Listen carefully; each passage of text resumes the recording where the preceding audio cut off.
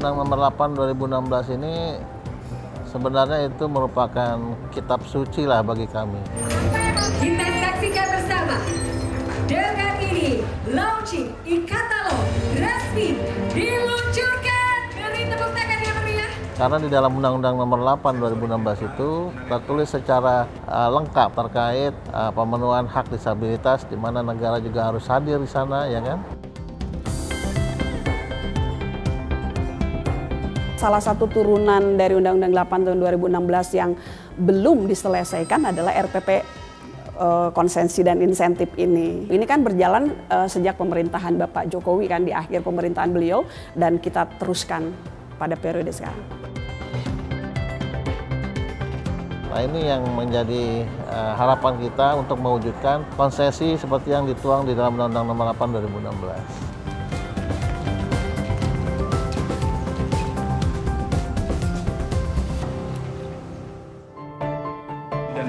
Terus terang saya bahagia sekali Pak bisa bersama Pak Menteri pada hari ini. Konvensi tentang hak-hak penyandang disabilitas, hasil kerja PBB selama puluhan tahun untuk mengubah sikap dan pendekatan terhadap penyandang disabilitas diadopsi pada tanggal 13 Desember 2006 di Markas Besar PBB New York dan dibuka untuk penandatanganan pada tanggal 30 Maret 2007. Dengan 82 penanda tangan serta 1 ratifikasi konvensi mencatatkan komitmennya. Konvensi yang mulai berlaku pada tanggal 3 Mei 2008 ini hingga Maret 2024 telah ditandatangani oleh 164 negara dan 191 pihak.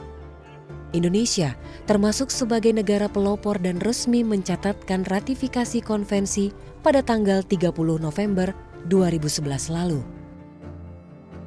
Di dalam Konvensi Dunia tentang Hak-Hak Penyandang Disabilitas, di sana dinyatakan bahwa penyandang disabilitas memiliki hak yang sama dengan non-disabilitas, ya, mulai dari hak hidup, hak bebas dari stigma, hak pendidikan, hak kesehatan, keagamaan, dan politik. Nah, karena kita sudah meratifikasi melalui Undang-Undang Nomor 19 Tahun 2011 tentang ratifikasi UNCRPD, lalu kemudian lahir Undang-Undang Nomor 8 Tahun 2016 tentang penyandang disabilitas, semakin mendorong negara untuk bisa memberikan penghormatan, pelindungan, dan pemenuhan hak disabilitas sebagaimana ratifikasi yang kita lakukan.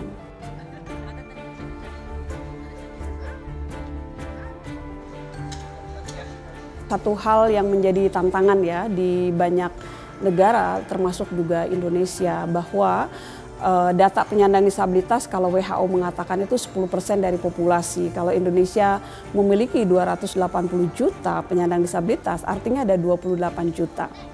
Namun dalam sistem administrasi kependudukan di Indonesia atau Adminduk, data penyandang disabilitas yang update dari Kemendagri kurang dari 800.000. Kemudian data dari registrasi sosial ekonomi Regsoksek dari Bappenas, ada 4,1 juta penyandang disabilitas, namun yang didata disabilitas dalam kategori derajatnya sedang dan berat. Sementara disabilitas yang derajatnya ringan pun sesungguhnya membutuhkan dukungan. Kemudian data-data ini masih belum terintegrasi antara satu kementerian, lembaga, dan lain sebagainya.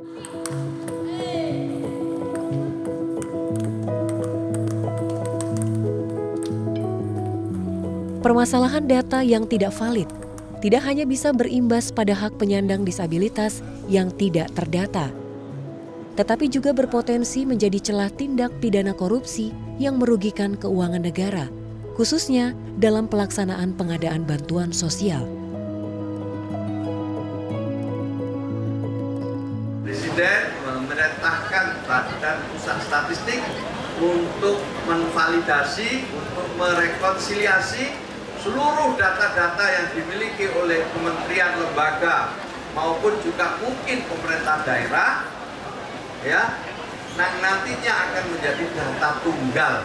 Di dalam data tunggal itu termasuk diantaranya adalah data-data yang lebih akurat tentang keseluruhan dari saudara-saudara kita penyandang disabilitas, by name, by address, dan juga tentu ada fotonya dan ada profil tentang saudara-saudara kita tersebut. Ada 3 yang kita sasar. Pertama adalah akses kepada kesehatan, akses kepada pendidikan, dan terakhir adalah akses terhadap pekerjaan.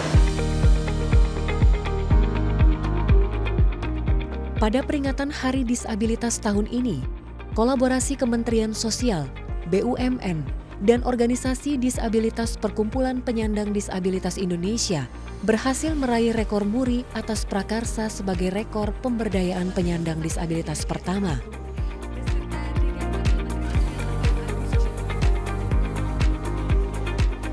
Kemensos bekerjasama dengan Badan Informasi Geospasial mengembangkan pemanfaatan data, informasi, dan infrastruktur geospasial guna mendukung pembangunan bidang sosial yang inklusif. Ini ada Badan Informasi Geospasial. Mungkin bagi sebagian besar kita ini terasa lembaga yang asing, tapi ini adalah badan resmi milik pemerintah langsung di bawah Presiden, yang tugasnya itu diantaranya adalah membuat peta berdasarkan ilmu dan pendekatan geospasial.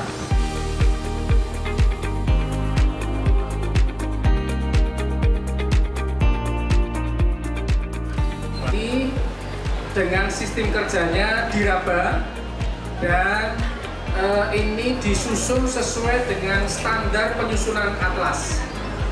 Harapannya teman-teman disabilitas netra akan memahami tentang Indonesia, tahu peta Indonesia dibandingkan dengan negara-negara lain. Nah, atas arahan Pak Menteri, kami akan menggandakan lebih banyak lagi, bahkan per provinsi. Buat dapetin info ini mereka nggak perlu baca braille, tapi kayak scan gitu. Jadi bisa dengerin penjelasannya ya. Atas Ambio Tatwal 2. Sorong, Ibu Kota Provinsi Papua Barat Daya.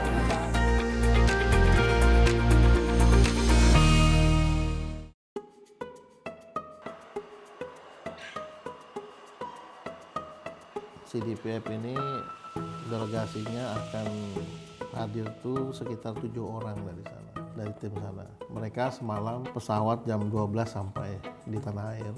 Dan besoknya tanggal 26 itu mereka akan berkunjung ke workshop kita. Ingin melihat bengkel tempat kita punya, karena yang kita ketahui CDPF ini telah melakukan advokasi pendampingan ketenaga kerjaan yang luar biasa di Cina. Mungkin dia ingin melihat pola kita memberikan pendampingan. Yang menjadi sorotan tentu percepatan pelaksanaan Asian Enabling Master Plan yang selama ini ditargetkan 2025 bisa menjadi sebuah aturan yang disepakati bersama negara ASEAN itu bisa diimplementasikan.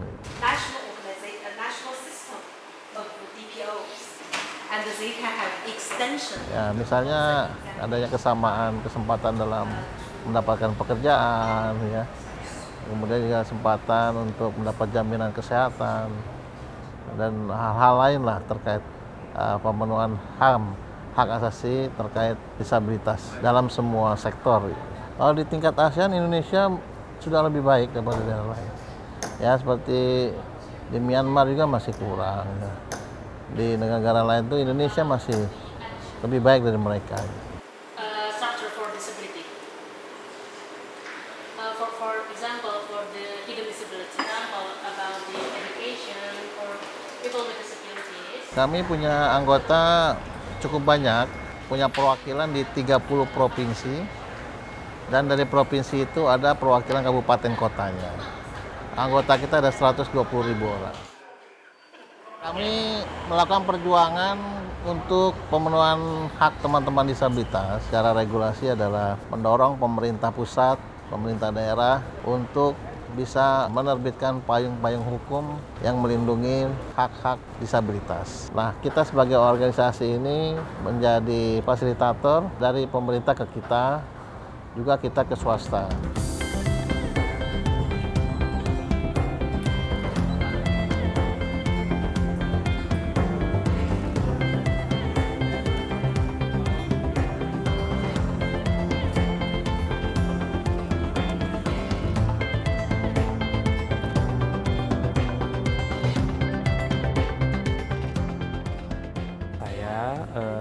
Saya lahir tuli sebagai tuli di Kota Padang Sidimpuan, Provinsi Sumatera Utara.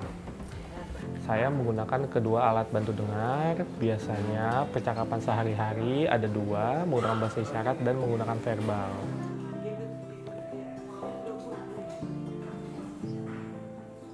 Kalau teman-teman komunitas disabilitas misal mendorong untuk masuk coba menjadi komisioner di Komisi Nasional Disabilitas, masuk ke tes seleksi dari hampir 1.300 orang. Alhamdulillah saya terpilih mewakili dari disabilitas tuli di seluruh Indonesia. Waktu wisuda S1 saya mendapatkan wisudawan terbaik. Kalau sudah lulus S2 kembali menjadi ikatan dinas di universitas sebagai dosen. Tapi tiba-tiba ada ikut tes psikotes, di lampirannya dibacakan ada ragu-ragu. Saya bilang maksudnya apa ya? Mungkin dari psikolog atau psikiater berpikir kalau dosen mempunyai hambatan pendengaran tidak pantas mengajar mahasiswa-mahasiswa yang bukan disabilitas. Nah itu mungkin seperti itu.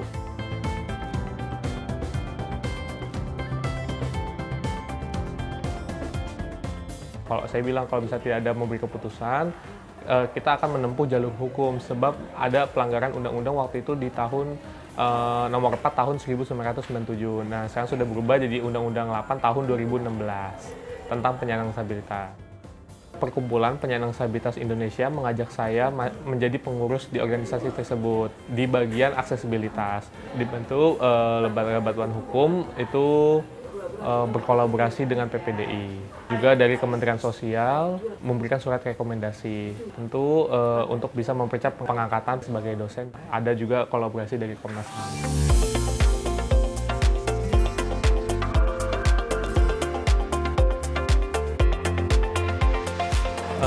Selalu bertemu dengan Kementerian PUPR untuk melakukan revisi contoh Permen PUPR nomor 30 tahun 2006 dirubah menjadi Permen 14 tahun 2017. Selama ini pemahaman praktisi arsitektur dan desain interior itu hanya untuk difokuskan ke kursi roda seperti rem contohnya, padahal 100% belum tentu digunakan oleh penyandang kursi roda.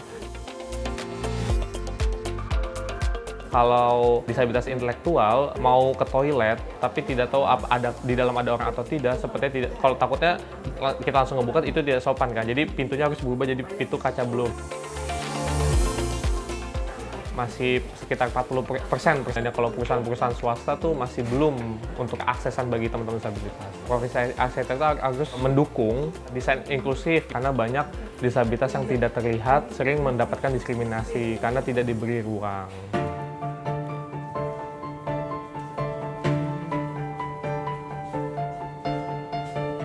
Ada pergeseran pandangan dalam pemenuhan hak disabilitas dari charity base menjadi human right base. Karena kalau misalnya berbasis charity, bentuk dukungan untuk penyandang disabilitas selalu diberikan dalam konteks bagaimana sembako gitu kan. Tetapi kita berharap bagaimana ada keberlanjutan dari pengembangan melalui pengembangan kapasitas penyandang disabilitas.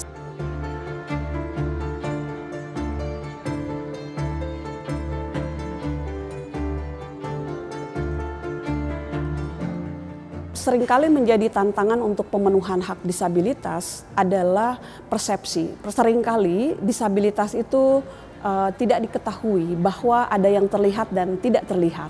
Kalau kita mengacu kepada data di WHO bahwa 10% dari populasi adalah disabilitas, artinya 90% adalah non-disabilitas. Yang menjadi persoalan pemenuhan hak disabilitas seringkali ketidakpahaman dari 90% populasi ini. Nah, inilah yang kami coba bangun.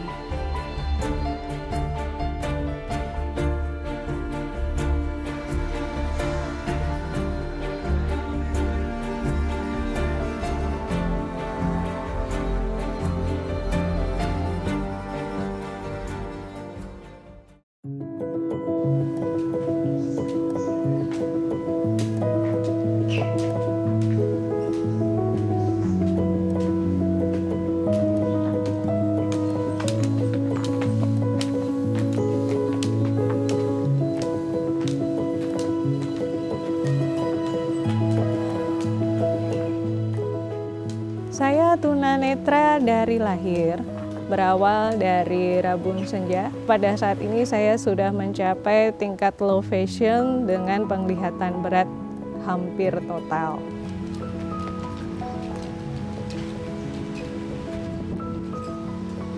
Disabilitas Jakarta itu termasuk disabilitas yang lebih beruntung daripada teman-teman disabilitas di daerah. Jauh lebih banyak dipenuhi fasilitas publik yang aksesibel. Hal itu bisa dilihat dengan pemasangan guiding block ataupun billboard yang terang untuk para low vision ya, agar mereka bisa membaca informasi-informasi dari halte maupun stasiun ya. Namun demikian, jalan menuju stasiun atau halte sendiri kurang akses. Selain itu juga sedikit berbahaya ya, karena begitu banyak pengguna yang mana itu tidak kondusif bagi kondisi disabilitas, khususnya di jam-jam tertentu, seperti misalnya ketika jam berangkat kerja, pulang kantor, itu sangat tidak direkomendasikan bagi disabilitas untuk menggunakan transportasi umum.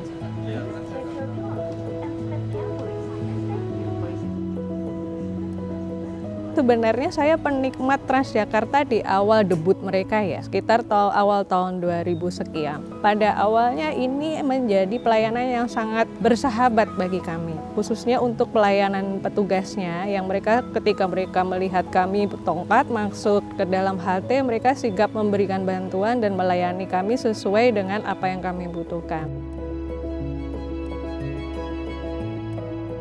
Kemarin saya terakhir juga mengaudit ya bersama salah satu organisasi disabilitas Jakarta bahwa selain sulit, petugas juga tidak dapat memantau, juga kami linglung ya, tidak dapat ini pintu masuknya sebelah mana. Guiding block di trotoar yang memang sudah dibuat sedemikian rupa sebenarnya untuk memudahkan kami pun itu tidak juga dapat membantu banyak. Kondisi penyandang disabilitas itu memiliki hambatan secara individu, tetapi hambatan itu sesungguhnya kan bukan sesuatu hal yang akan menghambat seorang penyandang disabilitas manakala lingkungan memberikan dukungan. Nah, ketika perspektif itu diperoleh, maka sesungguhnya tidak ada kesulitan untuk kementerian lembaga untuk menyediakan layanan dukungan.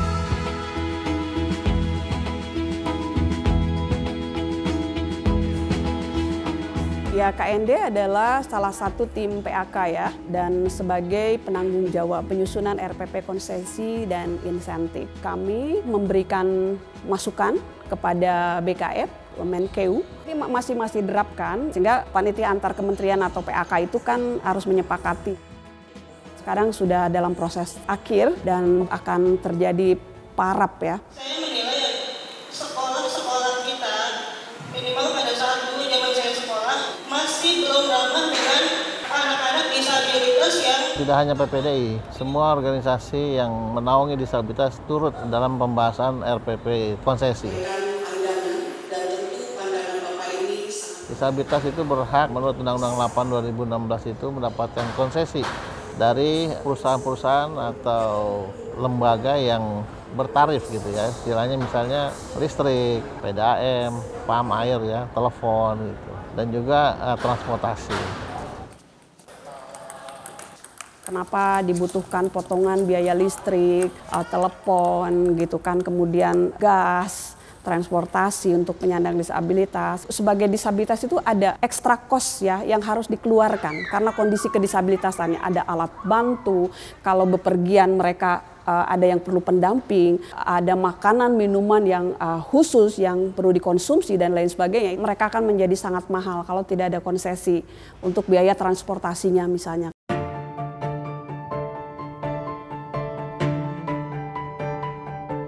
Kepala Pusat Kebijakan Anggaran Pendapatan dan Belanja Negara, Badan Kebijakan Fiskal, 3 Desember 2024, menanggapi melalui pesan tertulis. Besaran nilai potongan masih dalam tahap finalisasi.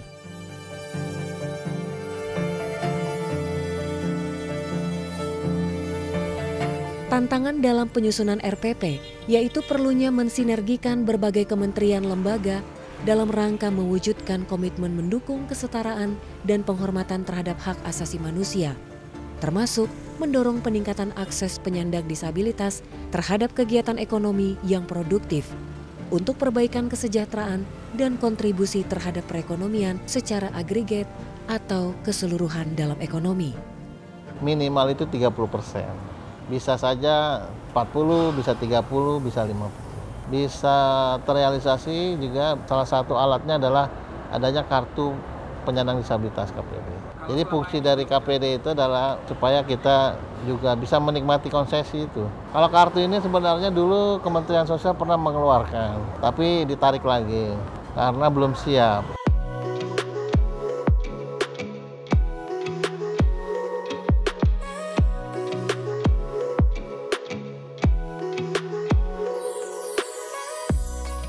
Jadi kayak seperti Transjakarta itu gratis teman-teman, asal ada kartunya gitu. Nah tinggal hal-hal yang lain juga hari ini pemerintah belum bisa menyiapkan. Karena itu juga berkaitan tidak hanya dengan BUMN tetapi juga BUMD juga kan. Karena ini juga masih proses, tentu teman-teman disabilitas hari ini masih menunggu agar itu bisa diwujudkan.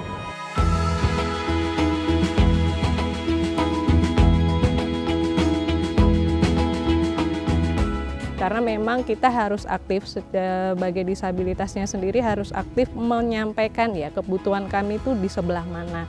Karena saya yakin pemerintah sebagai pihak yang non-disable mungkin lebih banyak melibatkan kami. Jadi ini kan perspektifnya berbeda.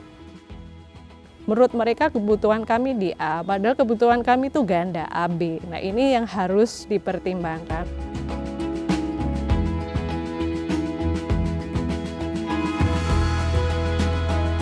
Tentu harapan masyarakat disabilitas kepada pemerintah kiranya jangan tinggalkan satu orang pun dalam pembangunan.